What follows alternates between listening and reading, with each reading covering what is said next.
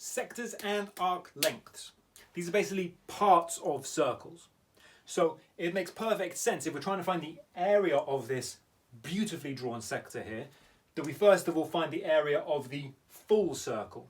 So area of a sector is going to be pi r squared times by the fraction of the circle that we're looking for, which we would write as theta over 360.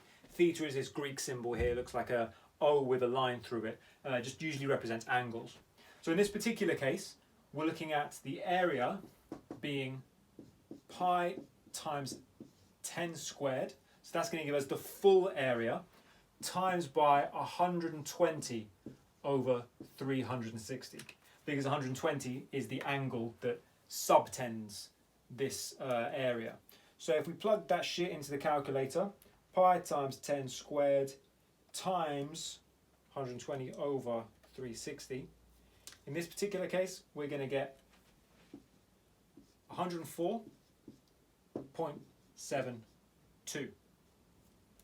So it feels like there's another new formula to learn, but in reality it's just the same as a previous formula with a little bit added on at the end. Now let's say we want to find the arc length. So we'll keep this same sector just to make life a little bit easier for ourselves. So arc length, which we'll call L, is just part of the full circumference. So the formula for circumference is pi d, and we're going to times that by the fraction we actually want. So we only want 120 out of the 360 degrees. So it's just a case of plugging that into our calculator now. So obviously the radius is 10, that means the diameter is going to be 20. So pi times 20 times 120 over 360 gives us the answer of 20.9. And that's all there is to it. So when you want to find the area of a sector, do the area of the full circle times the fraction we're looking for, and the length of an arc, do the full circumference times the fraction that we're looking for. So these type of questions are always the ones that tend to catch people out, when they give us the area and ask us to work backwards to try and find another part of the original equation. So we're going to go for our usual method here, where because they have mentioned the area of a sector, we are going to write down the formula for area of a sector. So we're only writing this down because they mentioned it first, right? They fucking started it. So area of a sector equals the area of the full circle, pi r squared, times the fraction we actually want, which we would call theta over 360. So something degrees out of 360 degrees in total. Once we've written that formula, let's fill in what we know. So we know the area is 37. We don't want to include the centimetre squared. We never include units in our formulas. So 37 equals, pi is just pi. R is what we're looking for, so we'll keep that as r squared. And then times, in this case, 65 over 360. So what we can do is actually times the pi and the 65 over 360 in one go. Because in algebra, well, in this particular case, all of these are considered the same thing. They're all multiplied together. So the order in which we multiply them doesn't matter. So pi times 65 over 360 is, well, not a very nice number. But what we can then do is divide 37 by that. So we're going to move this and this all in one go over to that side. So 37 divided by that answer is going to give us 65.229, and that's going to equal r squared. So just to clarify, what I've done there is I've divided 37 by pi times that. So done that in one go and moved it over to that side because it's connected to the r squared by multiplication. So to move it, we have to do the opposite and divide. Now we've got r squared here, but we want to find r. How do you reverse a squared? You square root. So if we square root both sides here, on this side we'll get r, and then we just square root that answer there. It's always best to reuse the actual saved answer in your calculator rather than this, because we've rounded this number, so it's not going to be 100% accurate. But that'll give us 8.08, which we'll just round to 8 for the time being. Actually, fuck it, we'll do 8.08. It's good to be thorough. 8.08. There we go. And that's it. So in this question, we're given the radius. So from the center to the edge. We are not given the angle, but we are given the arc length. So because they have told us the arc length, let's write out the formula for arc length. So that's L equals pi d, the full circumference, times by the fraction we actually want, theta over 360. Now let's fill in what we know. So it's always best to go from the formula first, then fill in what we know, and that then creates an equation that we can solve. So we know the length is 10. So we'll replace that with that. Pi is, of course, pi. Now be careful here, the radius is 12, which means the diameter is 24. So it's going to be pi times 24.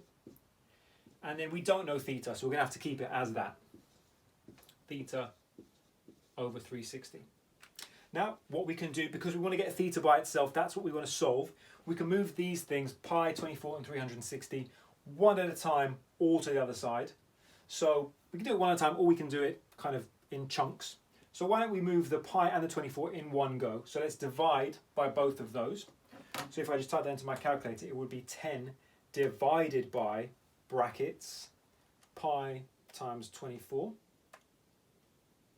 So because we're moving these, we're dividing by these, it is 10 divided by that, which would give us 0.1326, which would equal theta over 360.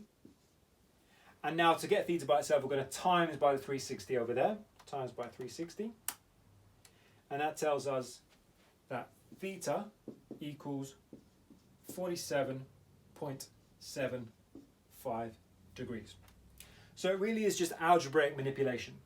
Once we plug the values in, moving stuff from one side to the other until we get what we're looking for by itself. All right, this is probably about as difficult as it gets when it comes to areas, area of a sector and arc length. We're told the arc length and we're asked to find the area. So what do we know? What do we not know? So they have mentioned the arc length. So straight away, let's just write out the formula for arc length. So that's going to be L equals pi d, the full circumference, times the fraction that we're actually looking for, theta over 360. Now let's fill in what we know. So we know the arc length is 17. We don't know what the radius is, so we definitely don't know what the diameter is, so we'll keep that as it is, times 55 over 360. So we know that is the angle. Now let's try and isolate the diameter. Let's try and find out what that is, because if we find the diameter, then we can find the radius. And if we find the radius, then we can find the area. So you see how a step-by-step process gets us to our final destination. So how about we divide by pi, and then we divide by this fraction. I'm going to do 2 steps in one here, but essentially that's what we're doing. We're going to do 17 divided by pi, moving that to that side, and then divide by the fraction. Divide by 55 over 360, which my trusty calculator tells me D equals 35.42. Right, so if that's the diameter, then the radius is just going to be half of that, right? So let's divide that shit by 2, 17.71. R equals 17.71. So let's plug that in here. So now we've found the radius, we can actually answer the question that they're actually asking. Find the area. So let's take the formula. A equals pi r squared, which is the full area of the circle, times by the fraction that we're actually looking for, theta over 360. So what do we know? We know the radius is 17.71. We know that theta is 55. So let's put that shit in. A equals pi times 17.71 squared times 55 over 360. And we can just plug that shit straight into the calculator.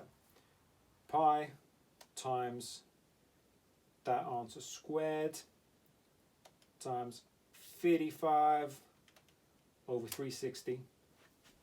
And we get the area equals 150.5 centimeters squared, of course. There you go.